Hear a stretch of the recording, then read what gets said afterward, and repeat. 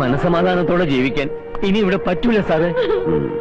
വെട്ടിയവനെയാണെങ്കിലും കൊണ്ടത് എനിക്കാണ് നോക്ക. അവരെത്ര പേരുണ്ടായിരുന്നു? 2-3 പേരുണ്ടായിരുന്നു. ആരെയും തിരിച്ചറിയാൻ പറ്റിയിട്ടില്ല? പറ്റില്ല. നാളെ കടപ്പുറത്തിവന്റെ ശവം അടിയണം. അതേ അവന്മാർ ഉദ്ദേശിച്ചിട്ടുണ്ടായിരുന്നുള്ളൂ. പിന്നെ വീണ്ടും തുടങ്ങാമല്ലോ. ഞാനിവരുടെയൊക്കെ സ്റ്റേറ്റ്മെന്റ് എടുത്തു സാർ.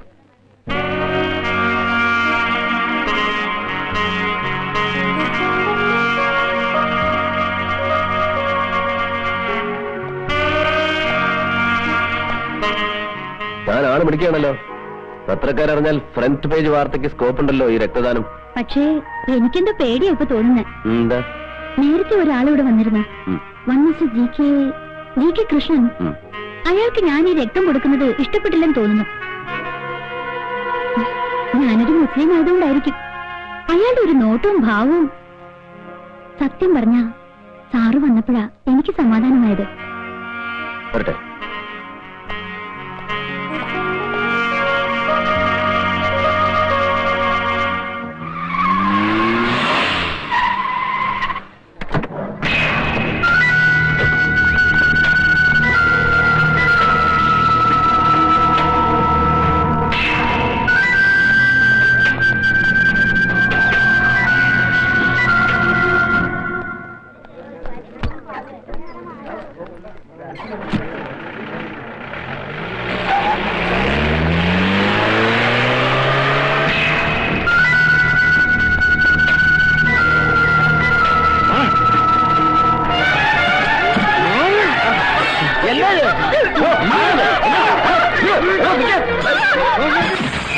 മുസ്ലിമിന്റെ രക്തം ഹിന്ദുവിന്റെ ശരീരത്തിൽ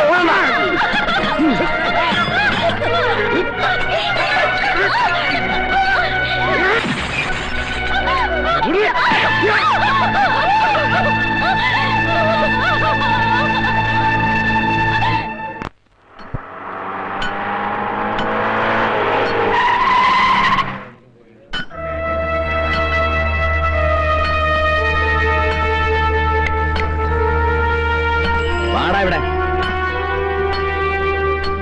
നിന്നെ തന്നെ വാ.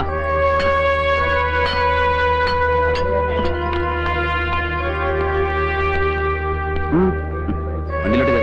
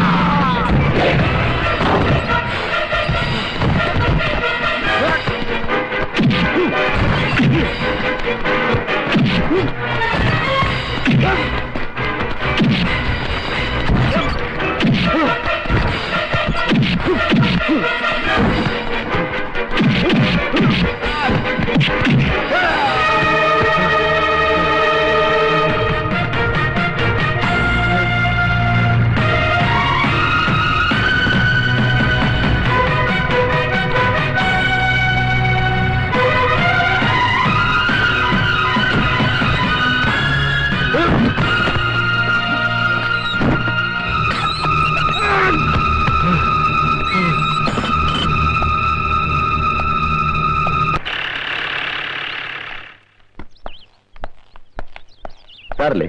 ഇക്കൊക്കെ പോയല്ലോ. ഓ, കോളേജിലേക്കാണോ? കയറി ഞാൻ ഡ്രോപ്പ് ചെയ്യാം. ഇടയ്ക്ക് വെച്ച് ഇറക്കി വിടുവോ?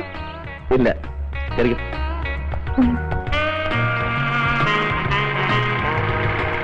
ഇന്നലെ തനിക്ക് വല്ലതും പറ്റിയടോ?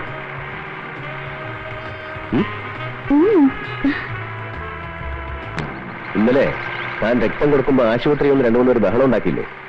അവരെ കണ്ട ഒന്നാം സാക്ഷി ഏതാ? ചിലപ്പോ കോടതി വന്നൊന്ന് സാക്ഷി പറയേണ്ടി വരും. പറയണോ? എന്ത് സാക്ഷി? എന്താ പറയാൻ പറ്റില്ലേ? ഞാനൊരു പെണ്ണല്ലേ? എന്താ കൂടെ പോരുവോ? എന്തിനു? സാക്ഷി പറയാൻ കൂട്ടിന് പോരുവോന്ന്.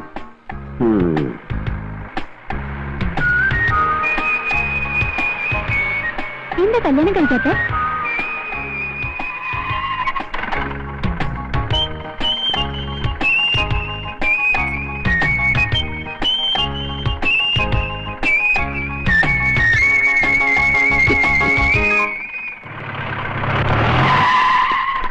എന്താണ് അവിടെ?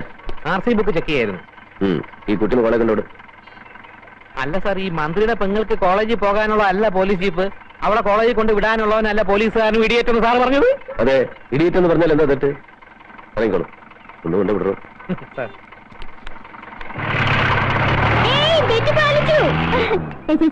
ഞാൻ ബെറ്റിൽ ജയിച്ചു. ഞാനൊരു പഴയ പഴഞ്ചൊല്ല് ഓർത്തു പോയതാ. അമ്മായി അമ്മയ്ക്ക് അടുപ്പിലും ആകാം, മരുമകൾക്ക് പറമ്പിലും പാടില്ല എന്നുള്ളത് എത്ര സത്യമാണെന്ന്. എന്ത് ചെയ്യും? വണ്ടി എടുക്കണോ? ആരാ വണ്ടി ചാരിയിരിക്കുന്നത്? മാറിയടാ.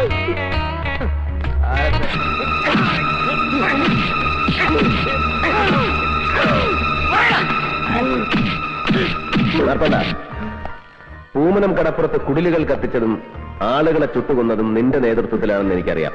പക്ഷേ അത് നീ തന്നിഷ്ടപ്രകാരം ചെയ്തതല്ല, ആരോ നിന്നെ കൊണ്ട് ചെയ്യിച്ചതാണ്. അതാരാ? ആരാണെന്ന് പറ. എനിക്കറിയില്ല. വാർത്താണ്ട.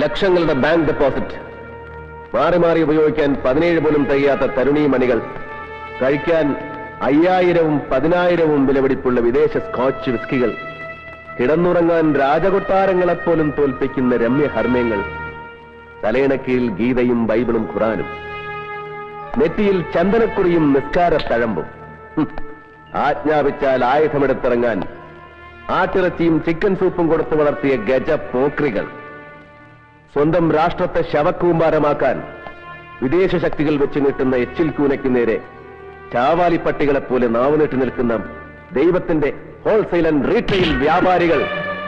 നിങ്ങൾ അറിയണം, മുഹമ്മദ് നബിയും ക്രിസ്തുവും വിലപേശി വിൽക്കാനുള്ള വിൽപ്പന ചരക്കല്ലെന്ന് അറിയണം. 2 കൊച്ചുകുട്ടികൾ കാണിച്ച കുസൃതിത്തരം മുതലെടുത്ത് പൂമനം കടപ്പുറത്ത് ശവങ്ങൾ വീഴ്ത്തിയത് നീ വിവരം ചേർന്നല്ലേ? അങ്ങനെ ചെയ്തത് അധികാരമോഹിയായ ഒരു മന്ത്രി പറഞ്ഞിട്ടല്ലേ? ഒരു ആഭ്യന്തര കലാപം സൃഷ്ടിച്ച് ഈ മന്ത്രിസഭയെ താഴെ ഇറക്കിയാൽ പകരം അയാൾക്ക് മുഖ്യമന്ത്രിയാകാം. ആയാൽ GK കൃഷ്ണൻ ഇഷ്ടം പോലെ കൈയിട്ട് വാരാം, നക്കാം. ഇവിടെ പണം 2 ബീവിമാർക്കും മാറി മാറി താമസിക്കാനുള്ള 2 താജ്മഹലുകൾ പണിയാൻ ആവശ്യമായ പണം. പകരം അക്രമിപ്പടയും ദൈവത്തിന്റെ ലേവലും. അറിയില്ലടാ, പ്രവർത്തിക്കും ഞാൻ.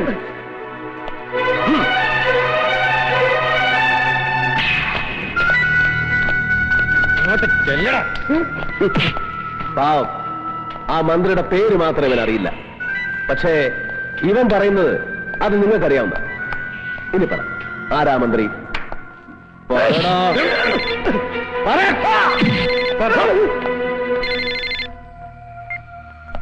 യെസ്, എന്താ സാറേ കാര്യം? ഓക്കെ.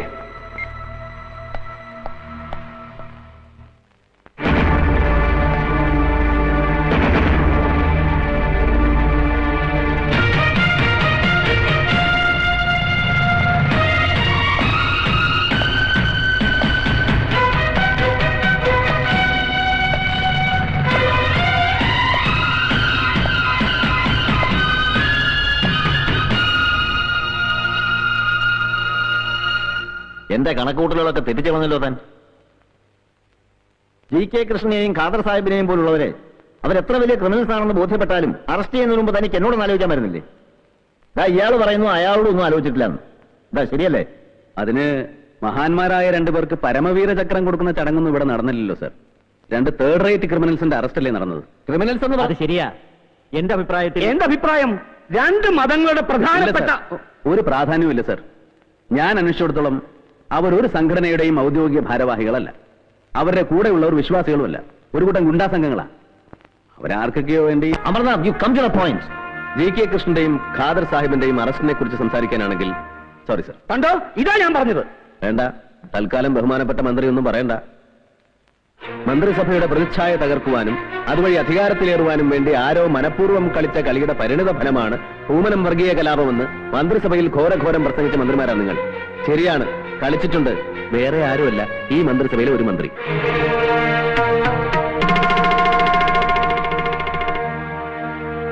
നമുക്കറിയണ്ടേ ബഹുമാനപ്പെട്ട ആ മന്ത്രി ആരാണെന്ന്? GK കൃഷ്ണനും ഖാദർ സാഹിബും ആ പേര് പറയും. പറഞ്ഞില്ലെങ്കിൽ ഞാൻ പറയിപ്പിക്കും. ഡൽഹിയിലെ അധോലോക സംഘങ്ങൾക്ക് കേരളത്തിലെ തീരപ്രദേശങ്ങളിൽ ആയുധക്കള്ളക്കടത്തിനായി പതിച്ചുകൊടുത്ത ജനാധിപത്യത്തിന്റെ ആ കാവൽമാലാക്കയുടെ പേര് ഇന്നല്ലെങ്കിൽ നാളെ ഞാൻ പുറത്തു കൊണ്ടുവരും. അതൊക്കെ ഒരു വെറും സർക്കിൾ ഇൻസ്പെക്ടറായ തന്നെ കൊണ്ട് കഴിയുമോ മിസ്റ്റർ അമർനാഥ്? മാത്രമല്ല, ഇപ്പോഴത്തെ പ്രശ്നം താനുണ്ടാക്കിയ ഊരാക്കുടുക്ക് എങ്ങനെ അഴിക്കാൻ കഴിയുമെന്നുള്ളതാണ്. GK കൃഷ്ണനെയും ഖാദർ സാഹിബിനെയും അറസ്റ്റ് ചെയ്തതിന്റെ പേരിൽ നാട് മുഴുവൻ പ്രതിഷേധം ഇരമ്പുകയാണ്. അത് കണ്ടില്ലെന്നടിക്കാൻ ഈ മിനിസ്റ്ററിക്കാവില്ല. ഒരു ലഹള പൊട്ടിപ്പുറപ്പെട്ടാൽ അത് തടയാൻ തന്നെ കൊണ്ട് കഴിഞ്ഞൊന്നും വരില്ല. അതുകൊണ്ട് GK കൃഷ്ണനെയും ഖാദർ സാഹിബിനെയും വിട്ടുകൊടുക്കുക. That's all. നോ. ആഭ്യന്തരമന്ത്രിയല്ല കേസ് ചാർജ് ചെയ്യുന്നതും പ്രതികളെ തീരുമാനിക്കുന്നത്. ഇനി അങ്ങനെ വല്ല അധികാരവും ഉണ്ടെങ്കിൽ ഒരു കഷ്ണം വെള്ളക്കടലാസിലേക്ക് എഴുതി തന്നാൽ മതി ആ order. What rubbish are you talking? Yes sir, എനിക്ക് മനസ്സിലായി. സാർ ഇപ്പൊ കാണിക്കുന്നത് 3ാംകിട രാഷ്ട്രീയക്കാരന്റെ ഉളുപ്പില്ലാത്ത കരണം മറച്ചില്ല. അമർനാഥ്, വ്യക്തിപരമായി ഞാൻ നിങ്ങൾക്ക് തന്ന സ്വാതന്ത്ര്യം എന്റെ തലയിൽ കയറിയിരിക്കാനുള്ള ലൈസൻസ് ആണ് ധരിക്കരുത്.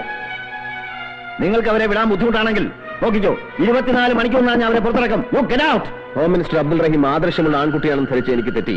I am thoroughly mistaken. പക്ഷേ ആ തെറ്റ് ഞാൻ തിരുത്തിയേ മതിയാവും. കാണാം. തോൽക്കുമെന്ന് അറിഞ്ഞുകൊണ്ടൊരു യുദ്ധം നയിക്കരുത്.